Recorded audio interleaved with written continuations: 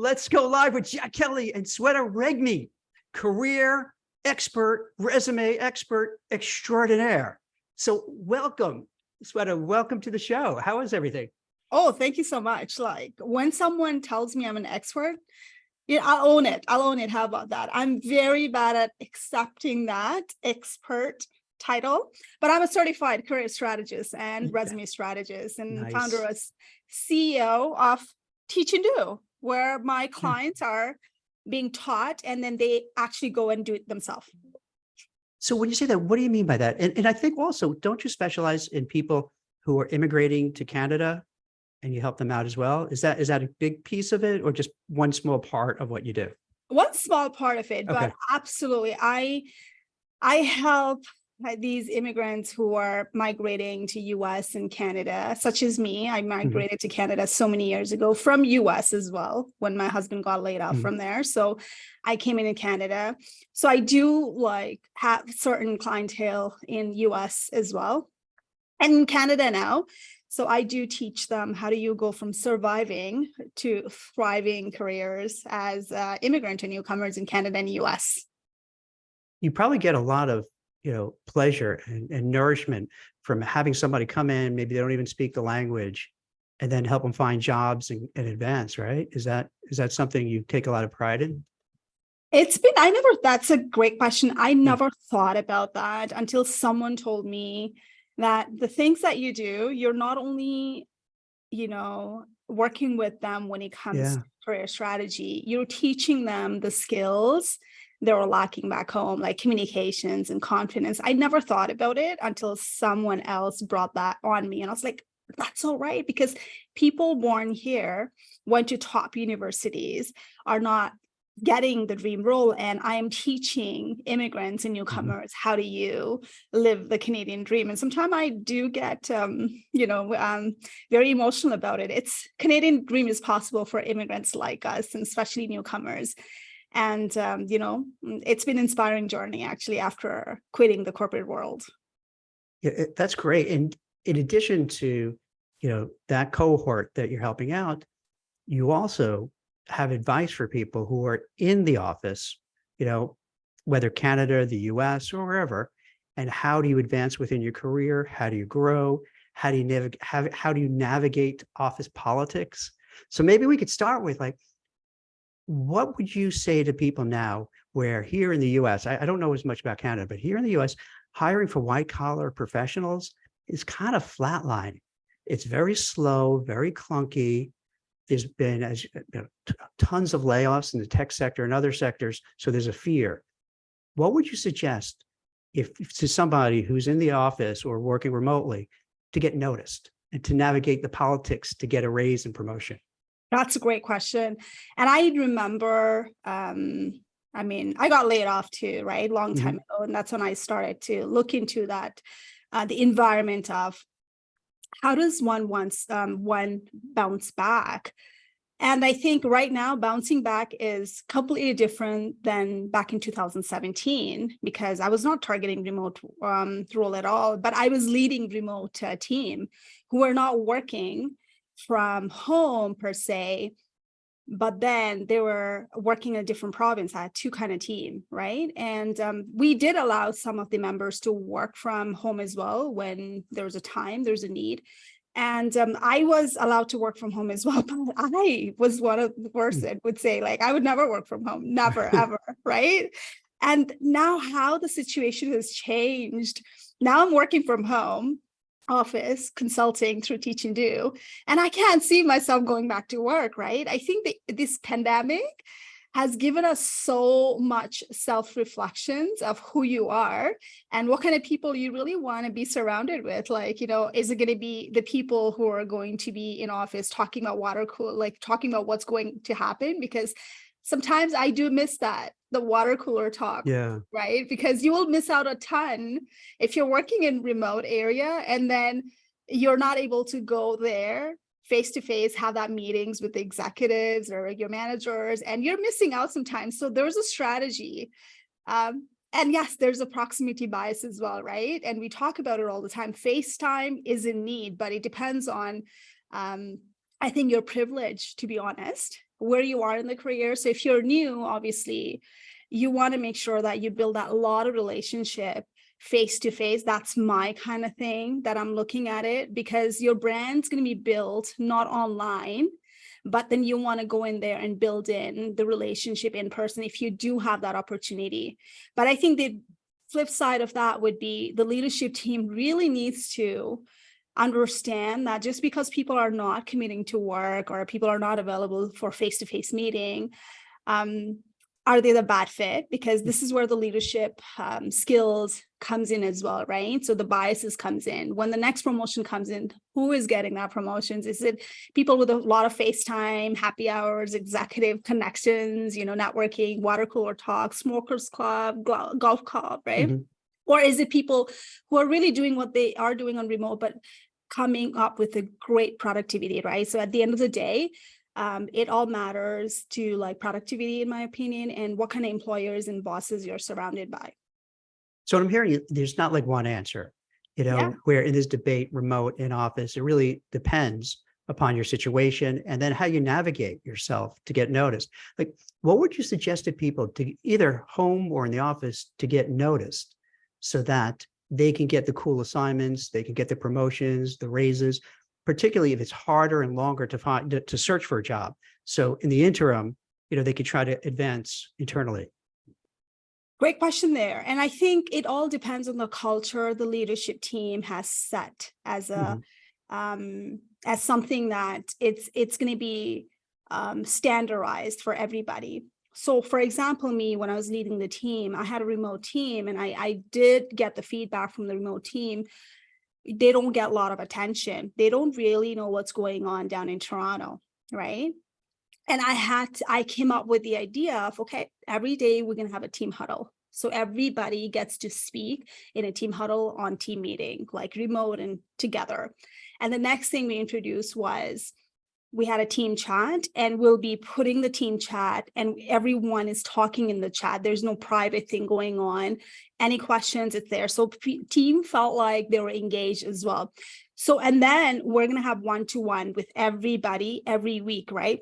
Even though you are not in the office, there are things they can do as a leader to make them feel that they're heard, they're part of the group. And especially it's really hard when you're training, when you're trying to onboard the new people. And I've been in the situation where I'm like, how do I do the training, right? I don't have the same tools for people in-house face-to-face versus remote. So I, as a leader, it's my responsibility to come up with things that works for my direct reports. There's no one size fits all. Some people are very good at learning remotely. Some people are not. And this is where I think first 60 days is very important to have that good onboarding process, especially if you're a new hire. Now, I think when you're at that level where you're privileged, you already have given your result and your managers know you. You don't have to work extra hard.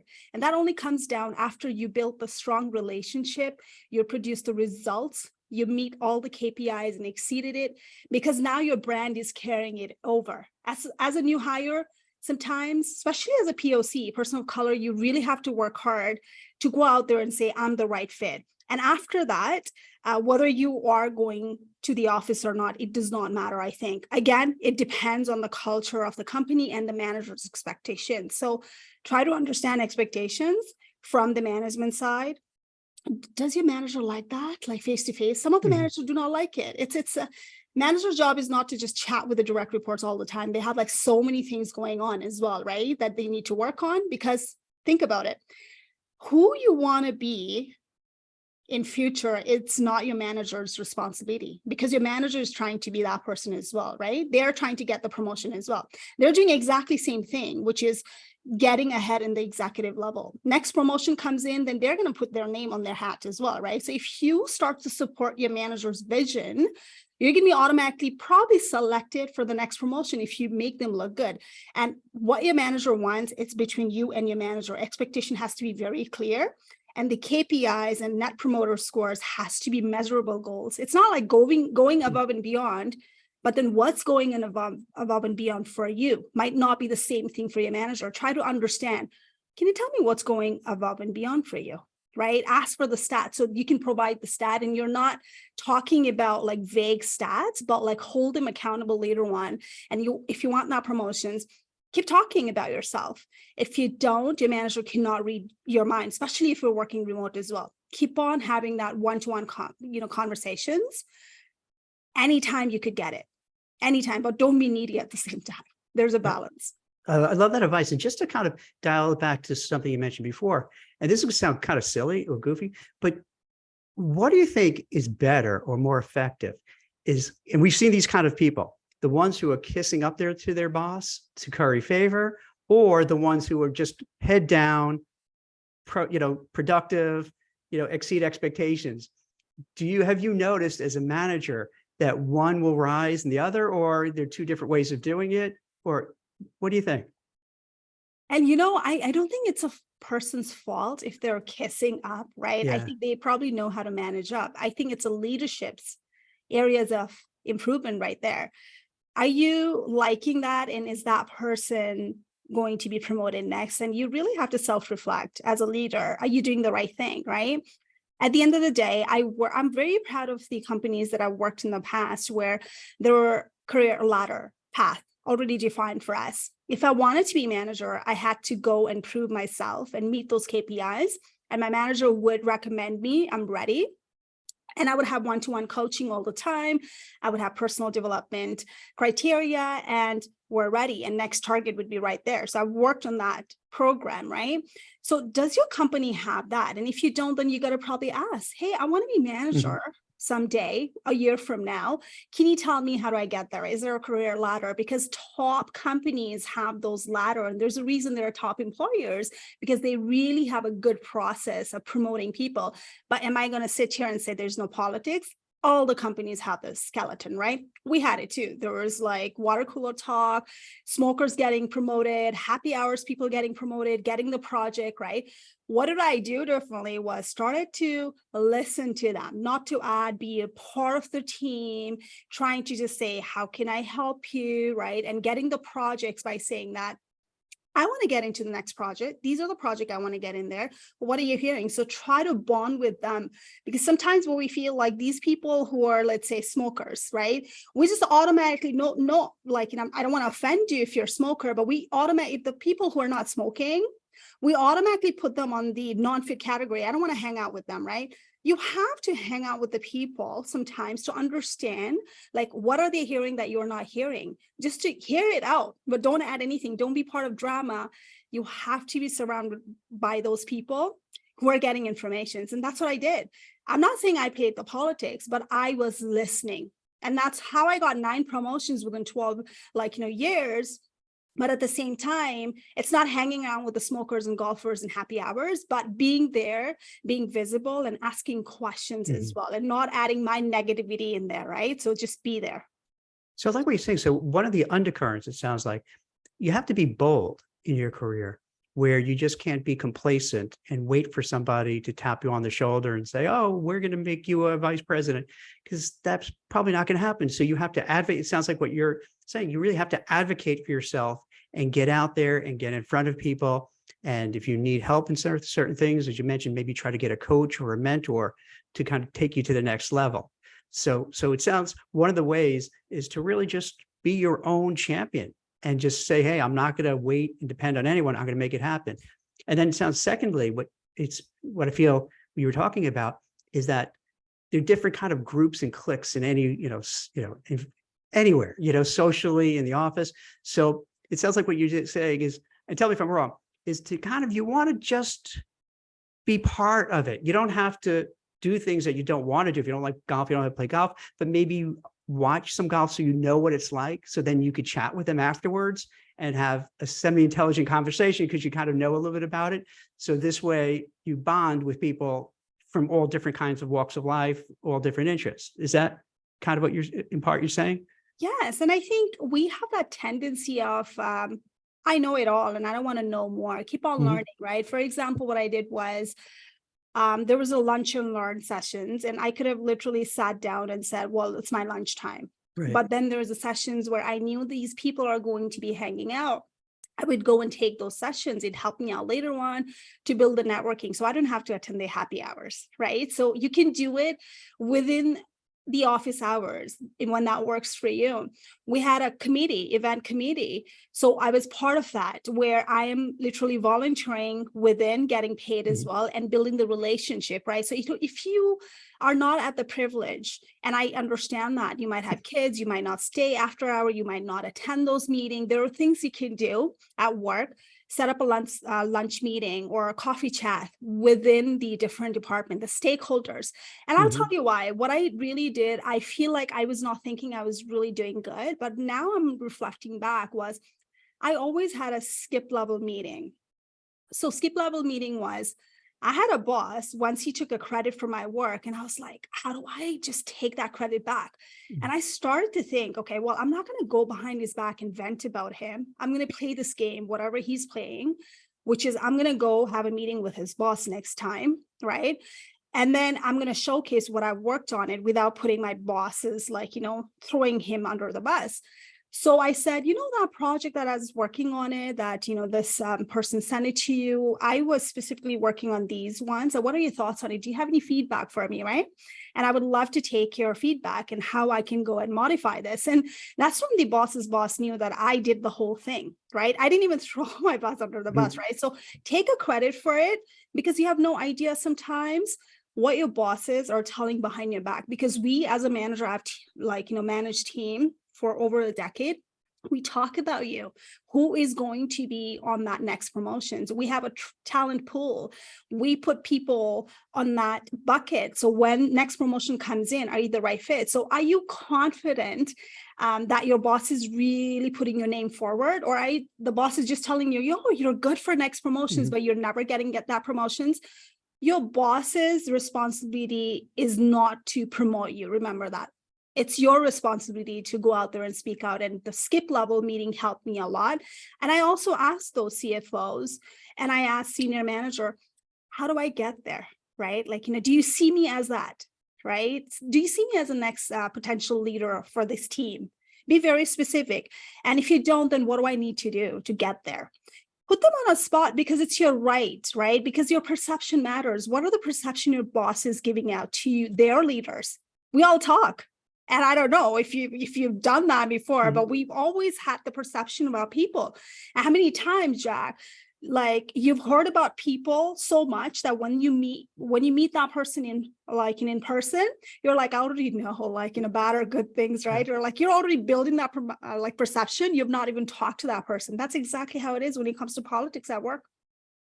So I like what you say, Sweta. I'm just curious, for the one you did that skip meeting, what happened to the boss, your direct boss? Did it go back to that person? Was it uncomfortable, or it was fine? No. So what I said to my boss was, I gave them a heads up, because I knew everything you tell your boss, everything you tell your boss's boss, his, people, it's going to go back down. Right. So the strategy would be like, hey, I'm doing the skip level meeting with this person next week, and I'm starting to do that. It's for my own personal development, build a relationship with the upper level. I just wanted to give you FYI. What is he going to say to me? Don't do it. So people like the bosses who are really micromanager, who do not want you to move up in the ladder or something, they would have insecurity, right? They would be like, why are you doing this, right? But how your boss is going to handle that matters as well. Now, your boss is never going to be on your side, right? So I got moved up on the ladder most of the time because I had a lot of great bosses as well. And I had a couple of bad bosses too, but I knew how to navigate around it, because I started influencing the influencers, and then I no longer needed my boss's approval, right?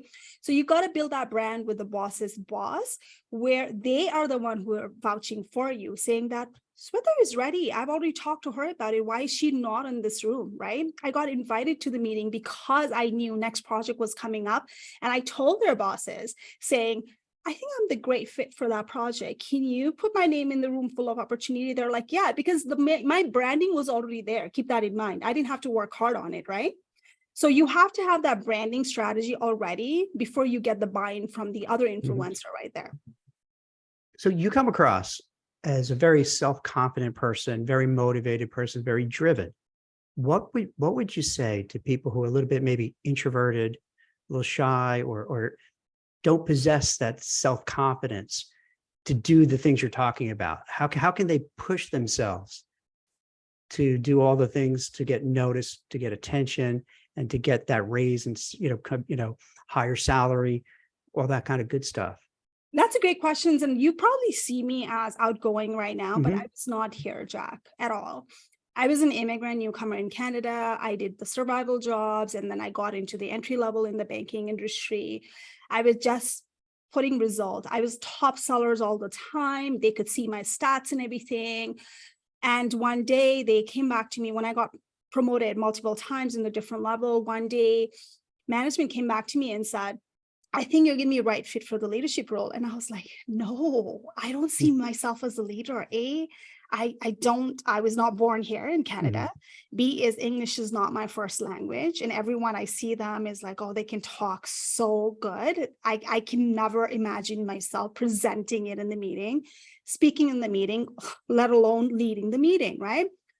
And I was just putting my head down, doing my work until someone else recognized that in me. I think I'm going to be a leader. Mhm. So here's what I did. I said, I don't think I'm the right fit, but here's what I'm willing to do because I don't want to fail. I don't want to disappoint you. And there was the project that was given to the people. That was a career ladder where whoever wants to go to that route, you now are leading the new hire team for a couple of months and literally being a manager, right? Like you're by yourself, your coaching will train you. And the senior management trained me, senior leader trained me. And she coached me, she mentored me. And she's like, I think you're going to be very good at coaching. And I've seen you. And I was still not confident. I was still not speak up. I was just hearing other people's. And later on, I started speaking up for myself in the meeting when I thought that, okay, now I want to be leader. How do I get ahead as a POC? Because everyone out there who did not look like me, who did not sound like me. And my strategy was when I'm in the meeting, even though I was an introvert, trust me when I'm telling you that, my heart would beat in the meeting Mhm. when I'm speaking up. And because of language barrier as well, I had to translate my language into the English language in the board meeting. And sometimes I would not even make sense. I wanted to say one thing, and by the time it came out, it was totally different thing. I would rather not speak at that time. So then I started practicing my questions. I wrote it down. And one mentor told me, if you want to be leader, Sweta, never leave meeting without providing solutions, want solutions, and tell them that you can do that. You can take care of that. That was my life lesson. Any meeting I went to, I didn't speak up, but I knew that when I'm going to speak up, I'm going to provide them solutions. They're going to think about me when I leave.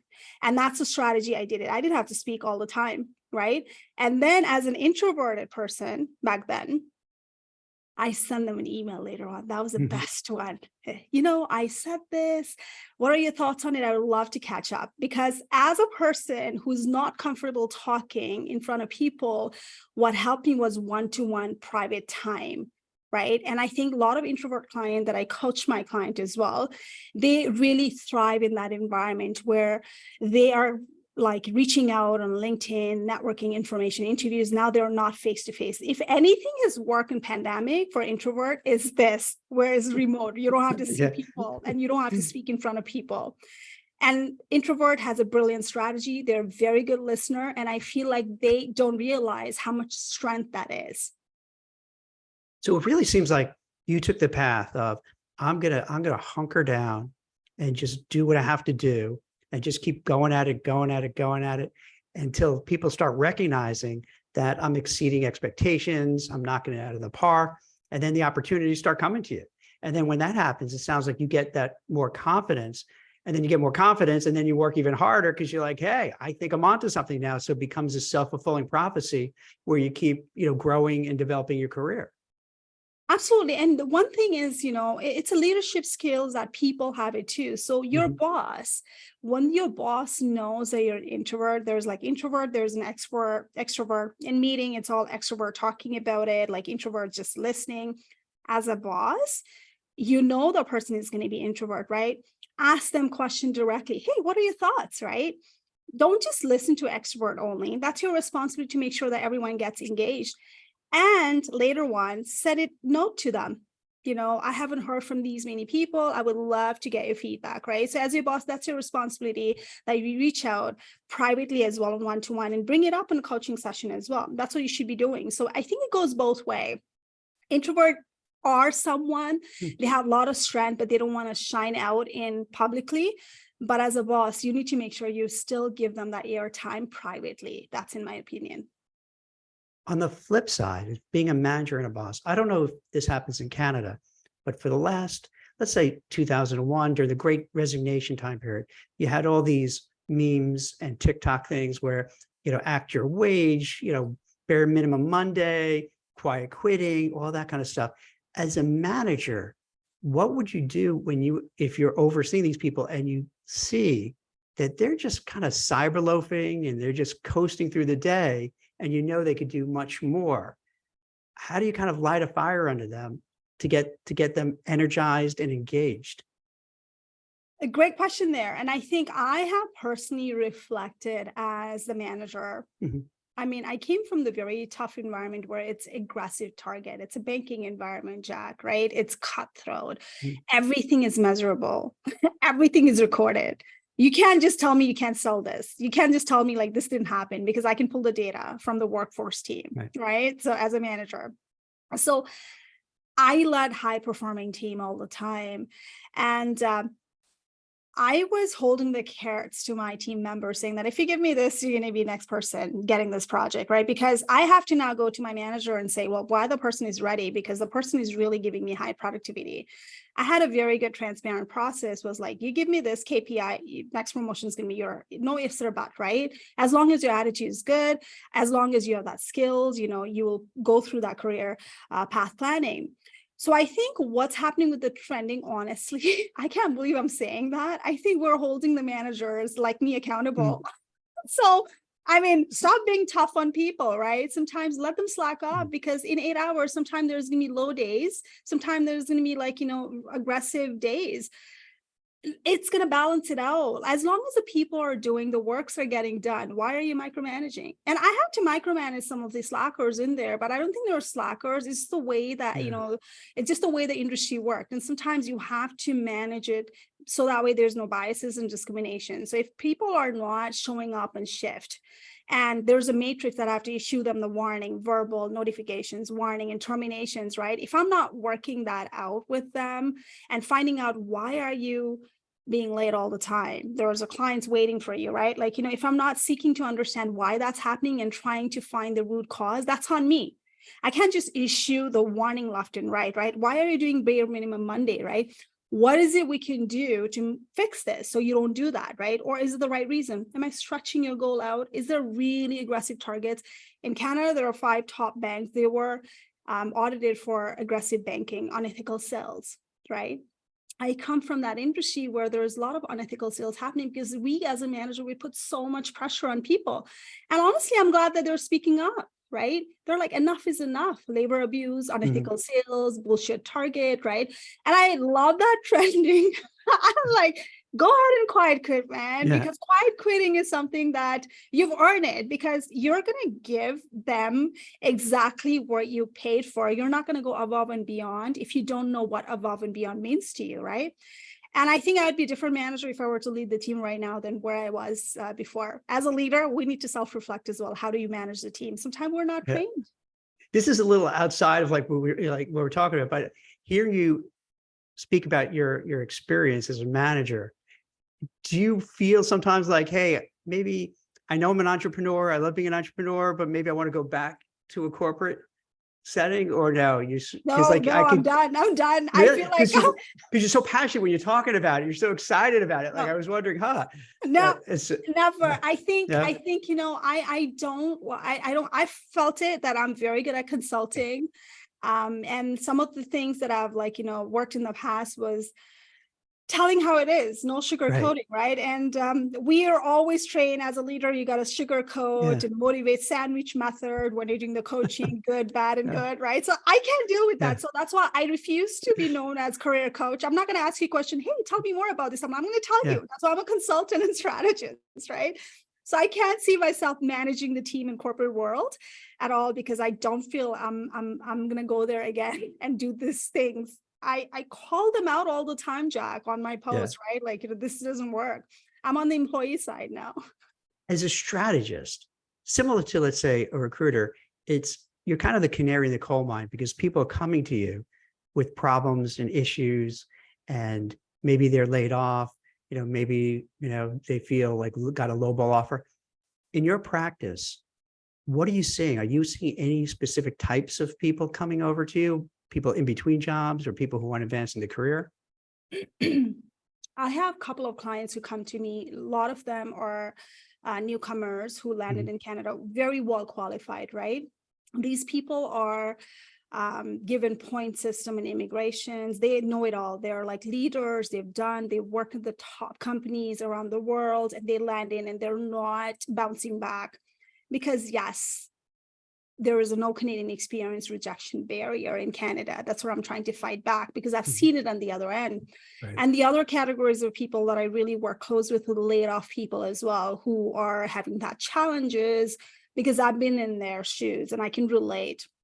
And the other one is quitting the toxic work because I've quit twice, right? So these three categories, and people who are not getting career promotions, who are being overlooked on it because I've walked their stories. I was there once, and I'd like to work with the similar client base where I can feel their pain, where I can go back and say, hey, I've been you, and here's what I've done it, right? I can handhold them. And these are the clientele, normally they actually reach out to me. And I have, when I'm taking an intake meeting with the clients, like, and when I'm asking them, how did you get hold of me? They're like, your stories, right? Your stories that you share. And that's how they come to me, honestly, from LinkedIn and social media, and some from TikTok. I was shocked. Well, you do a lot of TikToks, right? I see it all the time. Yeah, I hop on the trend. Like when media approached me on TikTok, when I started to do the trend, I'm like, oh my God, media approaches you on TikTok. Oh, is that what happened? They reached out and said, hey, oh, really? That's awesome. Yeah. Like it was funny, like Daily Mail picked my TikTok video and say career experts Sweta Regmi. And I had, I think 2,000 or 3,000 followers there on TikTok back then. I was like, I'm an expert now on Daily Mail. Okay, I'm going to hop on the trend. So I started hopping on there. That's awesome. So to go back to where you say some people like in between jobs, and I know you shared a lot of that information, but is there like for the people watching this now, or then when we put it on replay and show it on other social media sites, is there kind of a how-to guide to say, okay, I lost my job. Here's what I need to do to just get my head back together, to get my act together and start moving forward? Yes, I do have. So I'm glad that you asked. It's the laid off. How do you bounce back? 7 steps of layoff journey that I put it out there based on what I did, based on how I've worked with the clients. I put it there. Even, in fact, LinkedIn actually featured that on top news as well a couple of times. And I was also invited for the special layoff survivor episode on Hello Monday podcast on LinkedIn News as well. So that's one of the top blog posts that I have. I didn't think that. So, and I think a lot of feedback where people are thinking about, I lost my job, like whether you're laid off or where you got fired, term layoff is layoff. It feels nice, but like technically speaking, we've been fired, right? Like, you know what I mean? But like, yeah, without the cause, well, layoff, they didn't want us. Roles were eliminated, right? So, but the term layoff feels nice than getting fired. So that's a blog that I have. It also talks about how do you talk about the career gap? How do you talk about that on a resume with a sample? I have a YouTube video as well in there. And I also have, how do you talk about that gap and emotions when it comes to going in the interview when you're really not healed as well? And I think I've gotten really good feedback from those people who've been in that shoes. And I think people can look into it. What are some of like the toughest ones that you have to deal with? Like if people who are they're kind of broken, because let's say you're working, you're doing great, you're making a lot of money, and then it comes crashing down. And I've seen these as a recruiter when I speak to people, and you could just feel they've lost their confidence, they've lost their self-esteem. And then when they go to interview, it doesn't go well because the interviewer feels that. Do you see that a lot, or are you seeing it more now than before because things are a little tougher? Yes. And I think I can relate to that journey. When I got laid off, Yeah. I had done so much already that I felt like I knew it all. I can just quickly bounce back. And Yeah. I was working with a top company. I knew what I was talking about. And I think I'll be very blunt here. Yeah. Sometimes we don't self-reflect enough to find out who we are. We're not clear, especially when you worked on the top with the top companies, you've done it all, you kind of feel like there's nothing to learn. I know it all, right? What are these new people now? I know it. I've been in the industry for so long. And I think that's something I really had to check my ego at the door, put it out the door. And I started to develop the plan, which is one size does not fit all, which I teach in my program. And I think the clarity is the key here. Whether you want to get promotion, Jack, or whether you want to bounce back, the clarity is number one key. The foundations, what industry, what title. You cannot be expert on one, like, 5 different titles. And that's what I was navigating around, right? And then when you get rejected, you just feel that, oh my God, I can't believe that I'm rejected for so many things. Are you applying for the right role? Are you qualified for the role, right?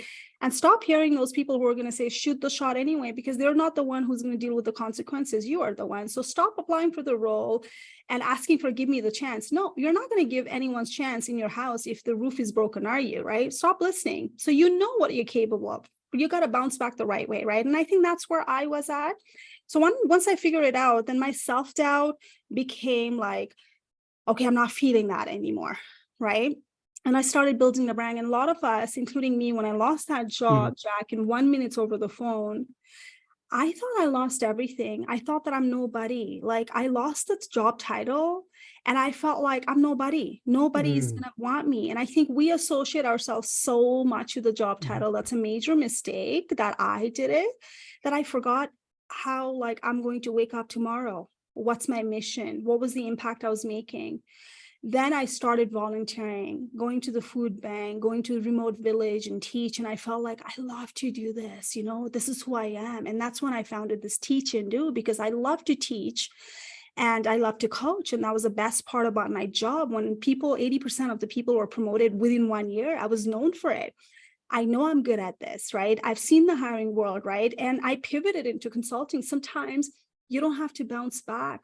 Sometimes you just now think about yourself and see, do I really want to bounce back to the same industry, or do I want to pivot? And this is the moment for you to self-reflect and find out who you are.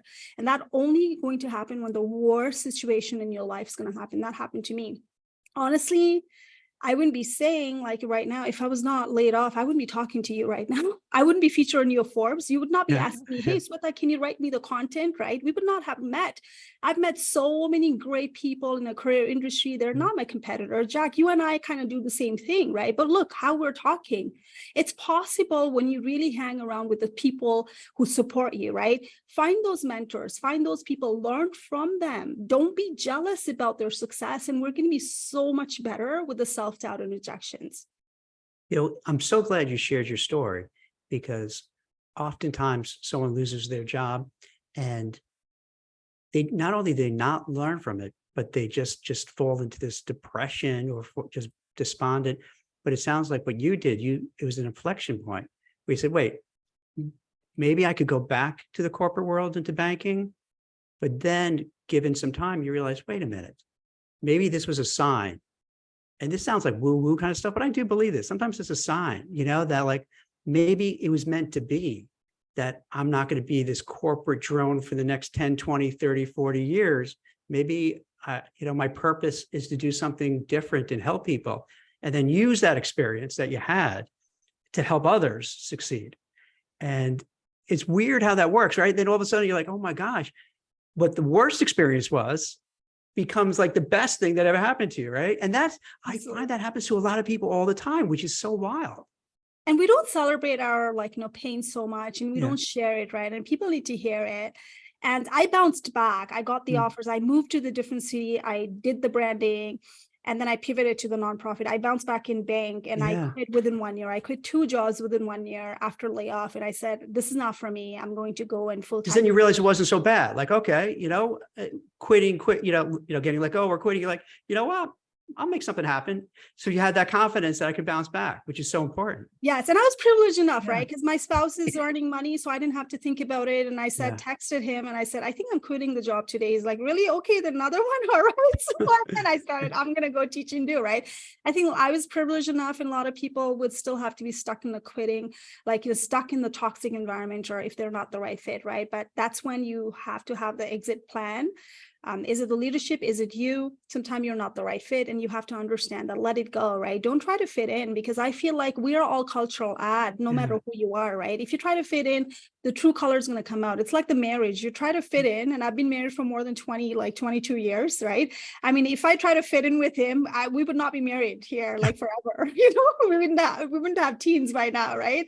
So I think you got to own that. I'm not going to fit in, right? I'm an ad to this relationship. So when your husband said about, believe it or not, I still have a landline here. I'm like the only one person to have a landline. So throw it off. So okay, Jack, I'm not judging. Sorry. Because the Wi-Fi here it's terrible. So I had to get landlines because working remote, it just was ridiculous. It would drop all the time. It'd be like, hello, hello, hello. I can't hear you. So yeah. So it's interesting because your husband mentioned about, oh, quit again and little haha. But you know what? What happens is sometimes you have to do that, because I've seen so many resumes over the last 25 years, right? Where, a person might have a job for 6 months, then a job for a year, then a job maybe a year and a half, then another 6 months. And it looks, like Swiss cheese, and it's hard to find a job. But then the next 20 years, maybe they're like just killing it and just keep advancing. And then sometimes it's the opposite. So sometimes it does happen where, you realize, hey, I'm not in the right place. I don't like it. This isn't a good fit. Why am I going to stay there just for the sake of staying there? And if you're fortunate enough, you have, let's say, money in the bank, your spouse is also working, then you can say, why should I endure, right? Like this torture of a job that I hate. Let me try something else, which I don't think people talk about that as much. You hear like the phrases quiet quitting and all that, but saying, this just doesn't work for me. And I got to just cut it and move on. Right. Yeah. And it does come with a lot of privilege as well, quitting. Right. Yeah. And I think your personal needs matter sometimes. And if you're at that place that you can do it, explore right now before you quit. And is it the money that you want to quit in? Like, would that fix the problem? Talk to your boss before you start quitting. Like, hey, I was thinking about this and I've done this kind of project, right? Maybe sometimes you have to talk about it, but it's a toxic environment. No money's going to save you. The boss is still going to be there. The bad environments, like you got to find out where you're the right fit as well. Right. And I think a lot of us, we talk about quitters are failure. And I used to think that too. I would never quit. Are you serious? You quit that role? And when I happened to be the one who quit back to back, I was like, damn, I did so right. Like I knew what I wanted. I feel like, oh my God, I would be stuck there miserably. And I would not be here today if I didn't quit it. Because when we hold on to it one day by time, when we are not the right fit, start looking and forget about what would other people think. I say FOPO, FOPO, like, which is fear of other people's opinion, right? We're so much into that FOPO mode that we think about, okay, if I quit, recruiter's going to see me as a job hopper. I'm like, yo, it's not their business.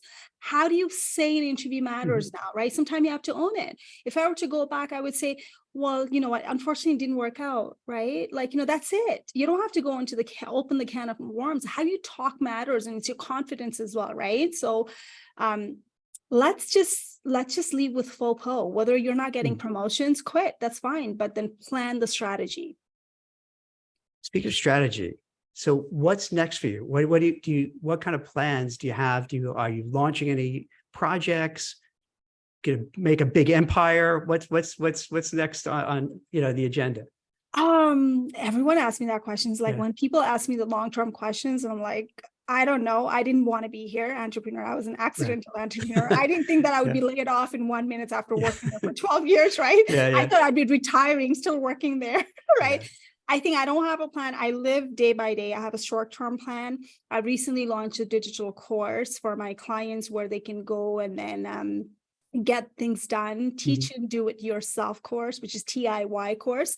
And that's like amazing because now I don't have to worry about one-to-one coaching. So that was my plan. It's been launched. Extremely proud of it that I've done that. And I'm planning to launch the master class.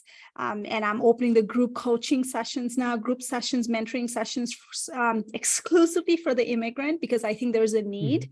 Mhm. There needs to be pool of immigrants who are going through the same journey in Canada and US, and I'm launching that as well. Stay tuned.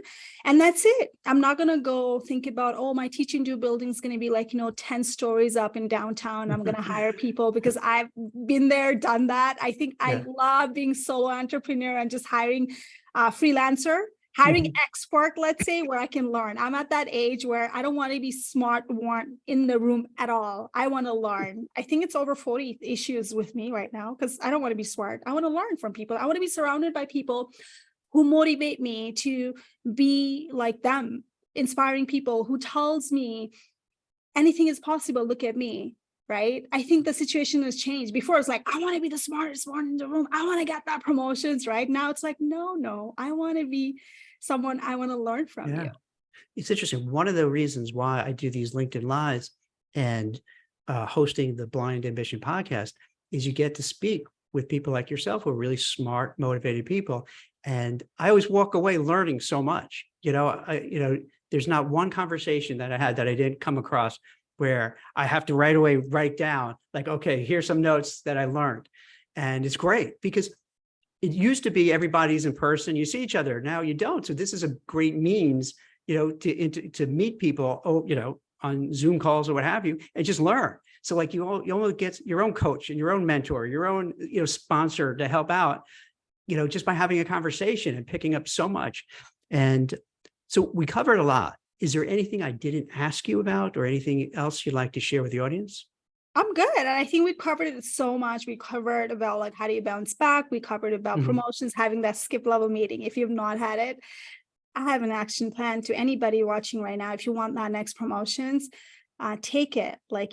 Take it from today. Yeah. Put that invite in the calendar. The answer is going to be no if you don't ask, right? You got to go out there and get it if you are thinking. And if you feel like you have to play that nepotism and work politics and you're not the right fit, don't play that game, Mhm. quit, but have an exit plan. So that way, when you quit, you've tried it all, right? Just build a branding. I wish I had done that before layoff. So I was not selling my company on my headline on LinkedIn, selling myself, Yeah. right? I wish, never do that.